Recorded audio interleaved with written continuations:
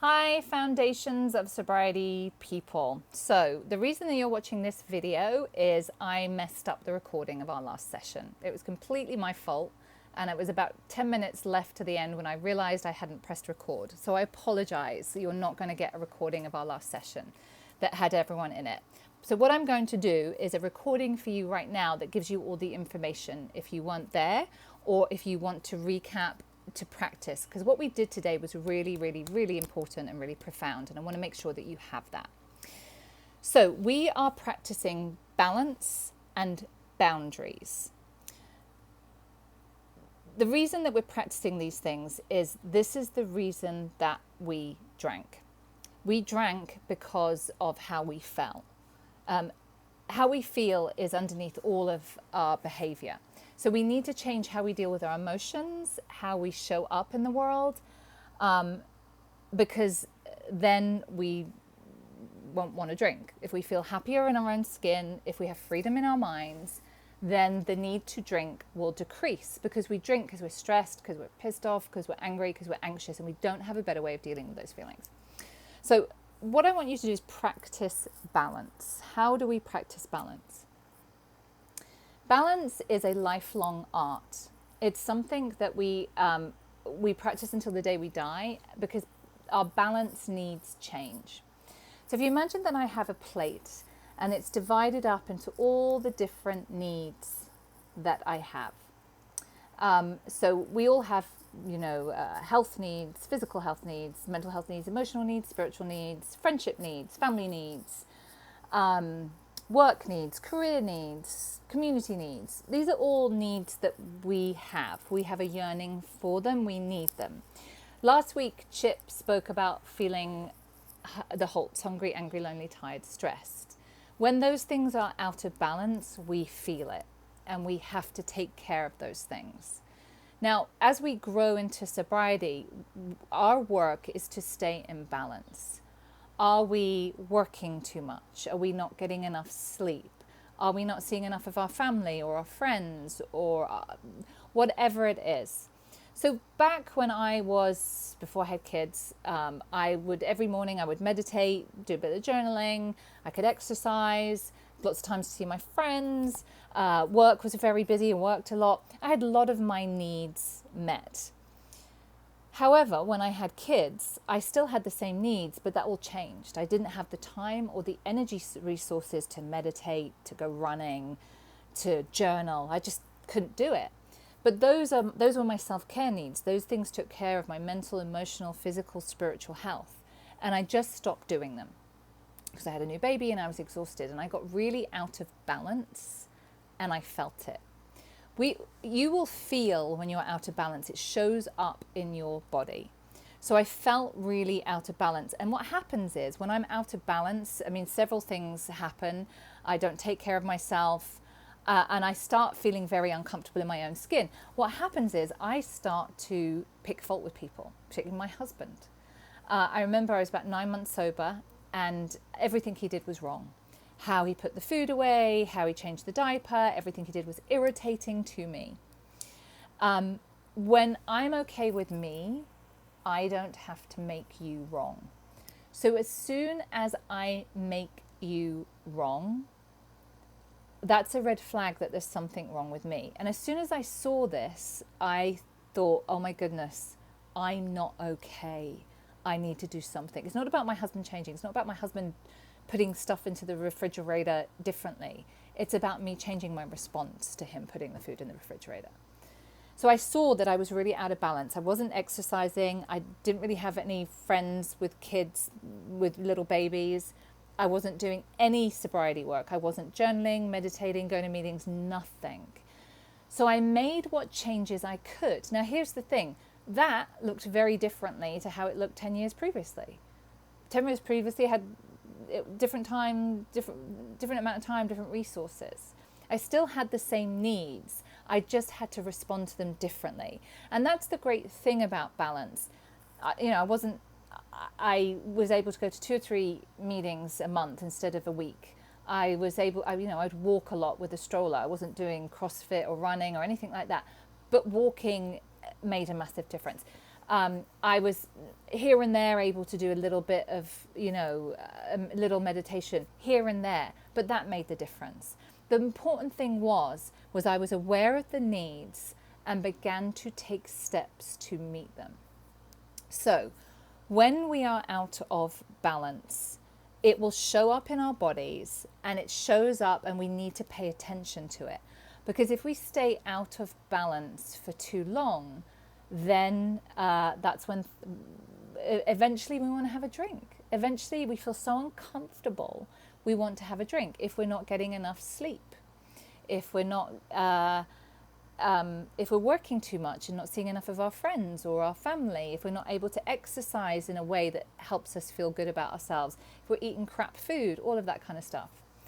So another time I got really out of balance was maybe I was 3 or 4 years sober, and I was working as a therapist, but I wanted to start my own business.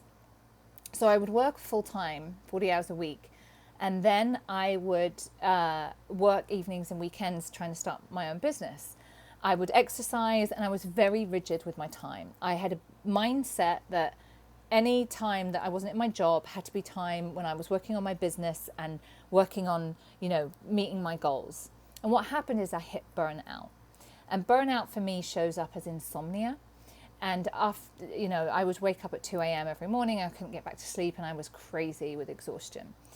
And I went to the doctor, and I said, I'm in recovery, so you can't give me any sleeping pills or anything like that. And the doctor said, look, you know what you need to do here. You're a therapist. You know that something is really out of balance. And as soon as he said it, I could see it. And I was like, oh. And the thing is, I really, really wanted to start my business. That was my goal, and I wasn't going to let it drop. But it was beginning to compromise my sobriety, because when I had insomnia, I would go downstairs. I had a roommate at the time, and I would open the fridge, and I would see his beer. And I never noticed it before, didn't pay any attention. But I'd see it, and I'd look at it and think, that will help me go to sleep. And as soon as I thought that, I thought, I'm in trouble. I'm in trouble if I'm thinking about that. And I knew I had to take drastic steps. So I knew that I wasn't like seeing enough of my friends, and I wasn't just having enough downtime. I wasn't having just enough rest. I wasn't just allowing myself just to read a book or watch a movie. I wasn't being spontaneous. My life was very structured and scheduled. And if it wasn't in my structure or schedule, I wasn't going to do it. So I missed out on a lot of things because I was just being very rigid. And so I got really out of balance.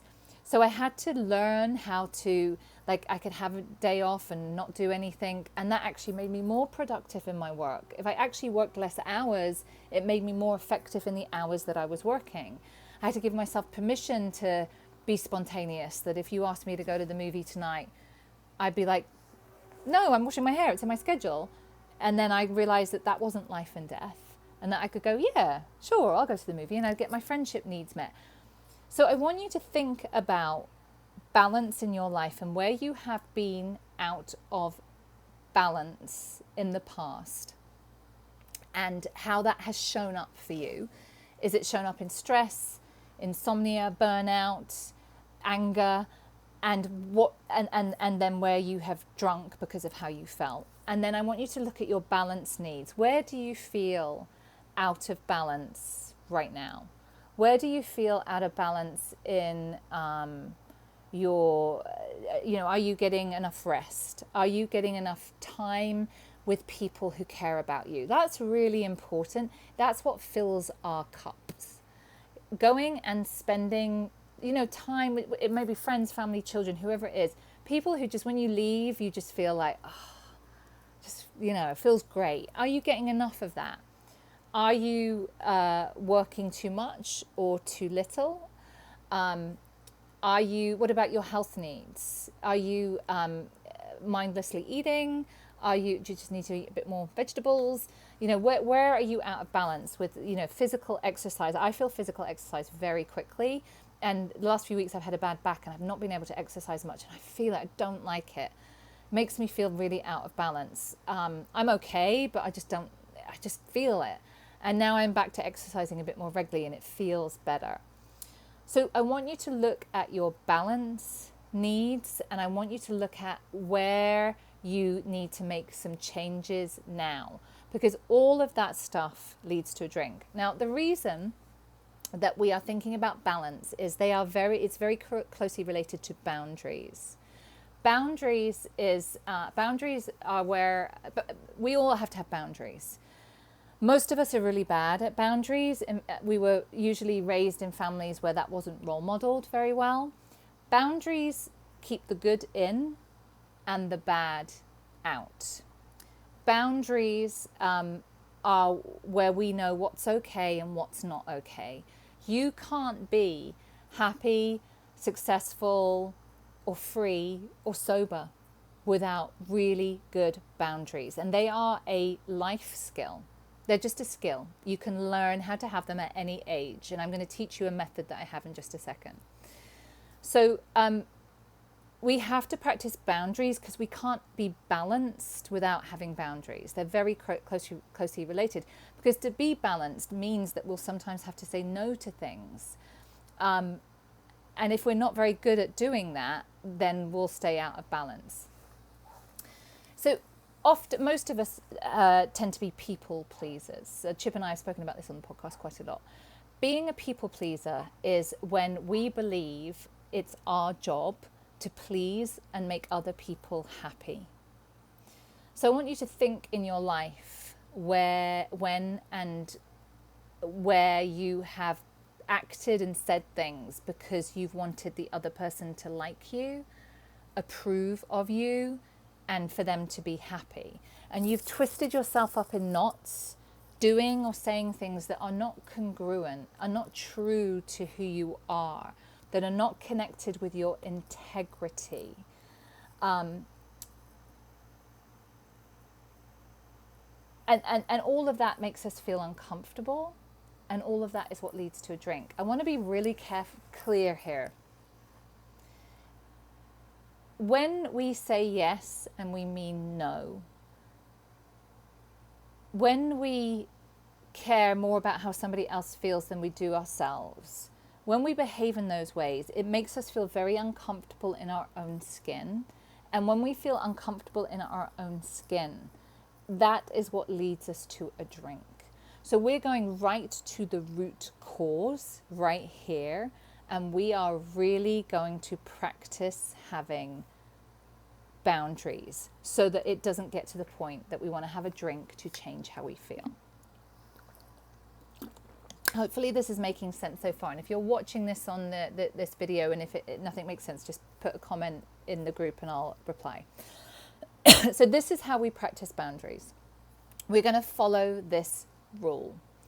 Say what you mean what you say, don't say it mean. We need to go and put that somewhere all over our house. We need to put it on post-its. We need to put it on our phone. We are going to follow this rule. This rule will keep you safe, and it will keep everybody else safe too. If you follow this rule, you can't go wrong with having a boundary.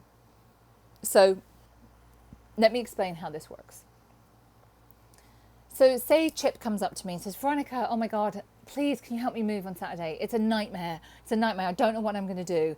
Like, please, please, please help me move on Saturday. And I can't. I've got plans on Saturday, arrangements, whatever, and I can't. I've got no time. And if I say to Chip, yes, sure, no problem, I'll help you. But inside I'm going, oh, fuck, no, I can't. Oh my gosh. Then what happens is, number one, I'm a liar. And number two, I'm a thief. And I'll explain that in a second. So Chip walks away going, oh, yeah, brilliant. Yeah, she's going to help me on Saturday. And I walk away going, oh my God, what? Why did I agree to do that? What a nightmare. And then for the rest of the week, every time I think of Saturday or I think of Chip, I'm reminded, I get that flood of bad feelings of, oh my God, why did I do that? Why did I feel that way? Why did I say that thing that I didn't mean? Oh, what am I going to do? Like maybe if I get up really early and I've run there and then I can help for a bit and then I'll go and do my son's soccer practice and then I'll run back, and like I'm tying myself in knots thinking how I can do this thing that I agreed to do that I didn't want to do. So Friday night comes around and I'm pissed off. I don't want to do this thing on Saturday. I never wanted to do it in the first place. And now it's Friday night and Saturday's tomorrow and I've got to do it. And I'm pissed off with Chip, and I'm just pissed off with the whole situation. So I send a little text message and I'm going, oh, Chip, I think I've eaten something. I've been throwing up all night. I can't make it tomorrow. I'm really sorry. And I send the message and I feel relief because I've got out of doing the thing I never wanted to do in the first place. But I feel bad because I've lied. Have you ever done that? Can you remember a time when you have done that? So the next scenario is Chip comes up to me and he says, Veronica, can you help me move? It's just on Saturday, it's awful, it's a nightmare. I've got no one to help me and I really, really need your help. And I say, get lost, you idiot. You're such an idiot. Why would you think I want to help you, you stupid man? And Chip's like, her? And like, what? And I'm like, get out of here, you idiot. And he walks away being like hurt by the way that I've spoken to him. Have I had a part in his bad feelings? The answer is yes, because I said it mean. So when I say something mean in a way that's angry or in a way that is nasty or spiteful, whatever, and that person is hurt, then I have had a part in hurting their feelings. In the third scenario, Chip comes and says, oh, can you help me move on Saturday? It's awful, it's a nightmare, please help me. And I say, I'm sorry, Chip, but I'm not able to.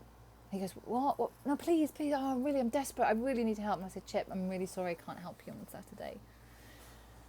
And he goes, oh, God, oh, man, all right. And he walks away and is really like, oh, man, what am I going to do? Have I had a part in hurting his feelings? The answer is no. Because I said what I meant what I said, and I didn't say it mean. I had my boundary. I can't lie. I can't help him on Saturday. Now, he's upset by that news, but it's not, I didn't have a part in causing that upset. Now, here's what happens. Chip walks away going, oh man, this is a nightmare. I thought she would help me and I haven't got anyone to help me. And what am I going to do on Saturday? I've got to move. This is just awful. Why do I keep getting myself into these situations where it's all chaotic and at the last minute? Why does this keep happening to me? What can I do differently? Right there is the growth opportunity. So the growth, I would have stolen that growth opportunity from him by trying to save him from experiencing uncomfortable feelings, by lying and saying yes when I mean no. So we want to stop being liars and thieves. It's unfortunate that Chip is upset because I said, no, I can't help him. But it's not my responsibility to rescue him or save him from that experience. Now, I love Chip. If I'm free on Saturday and he needs help, then I'd love to show up. And here's the thing, when we become a person whose yes means yes and our no means no, then we can say yes to the things we want to do. Now, I want you to know this. Personally, I love a no. A no is great because then I know where I stand. If I say, can you do this thing on Saturday? And you say, oh, I'm sorry, I can't. Fantastic. Now I can go straight to plan B. What I don't like is a wishy-washy yes. If you're like, yeah, sure. And then I'm like, that didn't feel, are they going to show up? Are they not going to show up? Are they going to let me down at the last minute? Are they going to send me a text message the day before? And I'm like, now I've only got a few hours to sort this problem. Don't do that to me. Just tell me what's going on. If it's a no, great. I'll move on to the next thing. I'll think of another solution. I'll make a different decision. Don't give me a wishy-washy yes. Don't lie to me with a yes that means no. That does not help me. It does not serve me. This is a belief system from our childhood that we are responsible for how other people feel and that we have to do whatever possible to say what we think they want to hear. I don't want a wishy-washy yes. I just want a truthful answer because then I can deal with it. So we are going to practice this rule in all areas of our life from this moment onwards. Now, there's a few things to bear in mind. The first thing is when we have a boundary and we're going to stick to this rule, say what you mean what you say, don't say it mean, we're going to have to expect to repeat. So we're going to have to repeat the boundary several times. And the reason for that is we have taught other people how they can treat us. We have taught them that I'm the person who always say yes. I'm the person who always tie myself up in knots trying to do the thing. I'm the person who'll run myself ragged meeting, trying to do all the things I said yes to. So we need to repeat our boundary because other people will not hear us. They won't hear the answer. So calmly, we are going to repeat the boundary several times. I'm really sorry I can't do that thing on Saturday. Yeah, I can't make it on Saturday. I'm sorry. Expect that to happen. When I practiced this with my mother the first time, I used to think that I had to do whatever my mother wanted me to do because I was the child, and she'd had this really hard life that she told me about all the time that made me feel guilty for the life experience that she had, and that it was my fault. Not that it was my fault, but it was my responsibility to fix her and make things better. So she would say, can you take me to this thing on Saturday? And I couldn't or didn't want to. And I would agree and go, yeah, sure, whatever. And I'd be pissed off from that minute onwards. And then I would spend all week having an argument in my head with my mum. I'm going to turn up Saturday and she's going to say that and I'm going to do this and she's going to, and it's going to be like this. And so by the time I'd arrive on Saturday, I would work myself into a state. Within 15 minutes, we're having an argument because I didn't want to be there and I didn't want to do it. And I was there with a really bad attitude and the whole experience was really bad. So when I understood that I could have boundaries with my mother and that our relationship would improve because of it, she called me up and she asked me to do this thing. And it took me 17 times saying, I'm not able to do that on Saturday, Mum. And I stuck to the rule. Say what you mean what you say, don't say it mean. I stuck to the rule. I said the same thing in just very similar ways. It's very important when you're following this rule that you don't go into a long story. Nobody needs you to say, well, I can maybe be there, but I have to go and feed the dog, and then I have to run around and water my neighbour's plants, and then if I get that done, and I've got to quickly pick up the dry cleaning because I need to do that. Nobody needs to know your story. When we tell a story, we're leaving a back door open for the yes. People don't need that information. Say what you mean what you say, don't say it mean. Keep it very simple. I'm sorry, Mum, I can't make it on Saturday. So 17 times she kept asking me, and 17 times I said, I'm sorry, Mum, I can't do that. She slammed the phone down on me at the end of the conversation. And then what happens is we get the afterburn.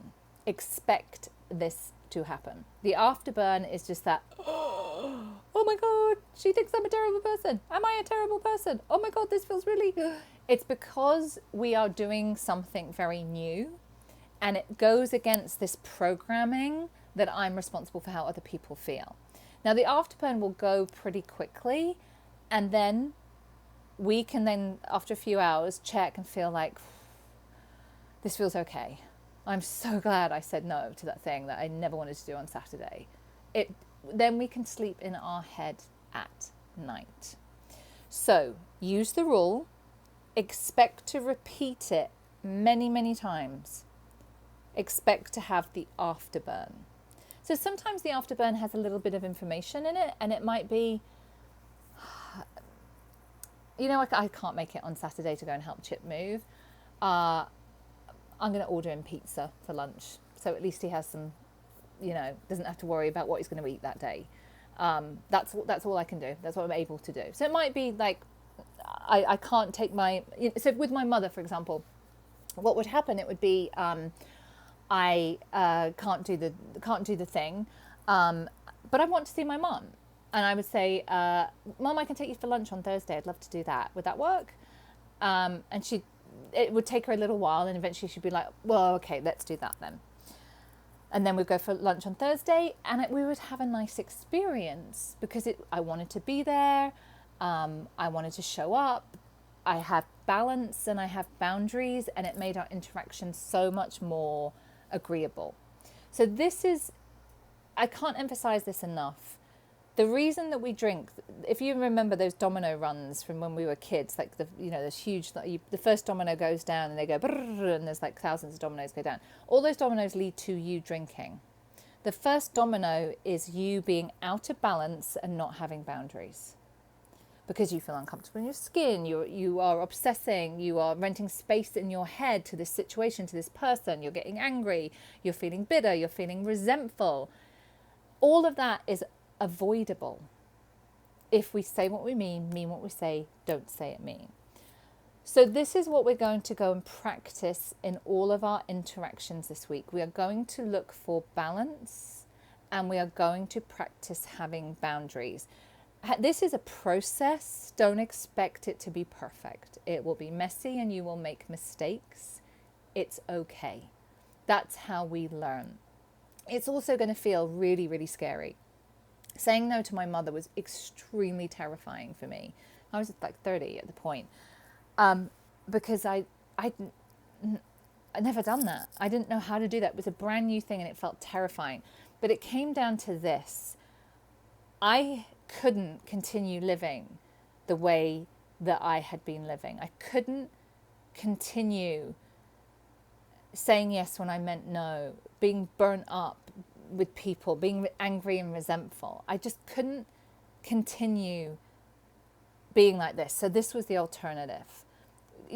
Being a person without integrity, being a person who never said what they meant, who was always people pleasing, which is such a fake way to show up in the world. And people also can see it a mile off, by the way. And that's also why you attract manipulative people, is because they can sense that you don't like yourself very much and that you want to be liked, and people will use that as a weapon against you to get you to do what they want you to do. It's really, really important to know that. So once you start behaving this way, you're acting in alignment with your integrity. You are showing up in the world as a person who loves and cares and respects themselves, and your behavior follows from it. And then we can sleep in our heads at night. So for those of you who didn't come to the call this week, again, I'm so sorry. It's totally my fault. I wish I could go back in time and change it, but I can't. But I wanted to get the what we did and give you the instructions so you know what to do going forward. So this is what you're going to practice. Any questions, if you get stuck, doesn't make sense, post in the group and I will get back to you. Thursday, Chip is going to do a call. It's a bonus call for people who are still in very, very early days. It's 3:30 p.m. Eastern, 8:30 p.m. London. Come along to that and get any help or support that you need. And I will see you soon. All right. Thank you.